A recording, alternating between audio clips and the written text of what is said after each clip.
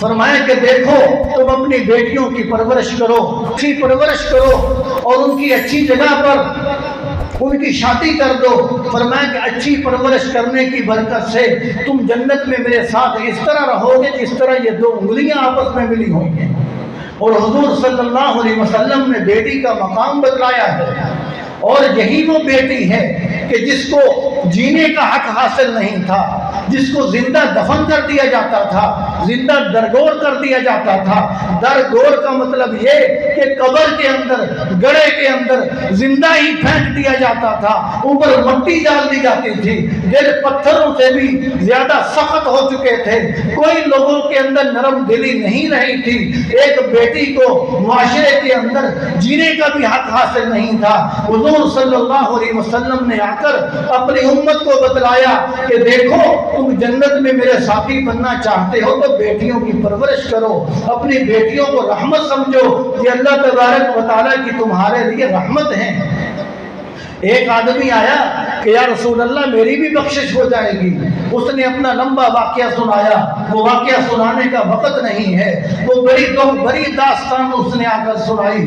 یا رسول اللہ میں اپنی چھوٹی معصوم بچی کو لے کر گیا، اس کو دفن کرنے کے لیے میں گڑھا کھودتا رہا، میری بچی میرے کپڑے صاف کرتی رہی کہ ابا جان تیرے کپڑے گندے ہو رہے ہیں، آپ کے کپڑوں پر گرد و غبار لگ رہی ہے۔ مجھے کوئی ترس نہ آیا، اس بیٹی کو پتہ نہیں تھا کہ یہ میرا ظالم باپ میرے ساتھ ابھی کیا کرنے والا ہے۔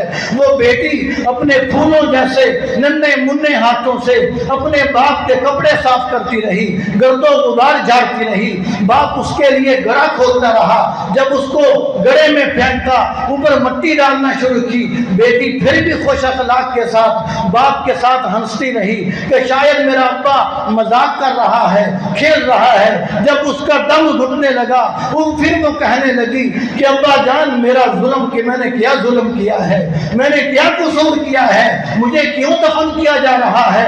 اس کو کوئی ترس نہ آیا، مٹی ڈال کر اس کی زبان صرف قیامت تک کے لیے بند کر دی گئی، صرف قیامت تک کے لیے، اس لیے کہ جب قیامت کا دن آئے گا اللہ تعالیٰ ان معصوم بچیوں کو قوت گویائی بخشیں گے، وہ بچیاں بولیں گی، اللہ تبارک و تعالیٰ ان سے پوچھیں گے کہ وَإِذَا الْمَوْعُودَةُ سُئِلَتْ، یہ زندہ دفن کی گئی بچیوں سے پوچھا جائے گا بِأَيِّ ذَنبٍ قُتِلَتْ بِأَيِّ ذَنبٍ قُتِلَتْ بِأَيِّ ذَنبٍ قُتِلَتْ۔ او معصوم ننھی سی کلیوں، او خون سے زیادہ معصوم بچیوں، او نرم و نازک بچیوں، بِأَيِّ ذَنبٍ قُتِلَتْ، او بتاؤ تو صحیح اور تمہارا جرم کیا تھا، تمہیں کس جرم کے اندر قتل کیا گیا؟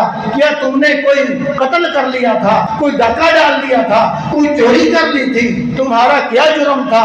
ان کا کیا جرم ہوگا؟ ان کا تو کوئی جرم نہیں ہوگا۔ تو وہ آدمی کہتا ہے کہ یا رسول اللہ میری بخشش بھی ہو جائے گی۔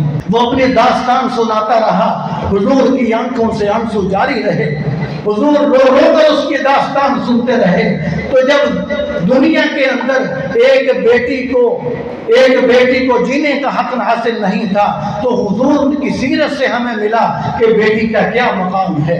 اسی لیے تو کسی نے کہا کہ ان کے گھر میں جنت کی کھیتیاں نہیں ہوتی جن کے گھر کے آنگن میں بیٹیاں نہیں ہو، ان کے گھر میں جنت کی کھیتیاں نہیں ہوتی جن کے گھر کے آنگن میں بیٹیاں نہیں ہوتی۔ يا أيها الذين آمنوا اتقوا الله وكونوا مع الصادقين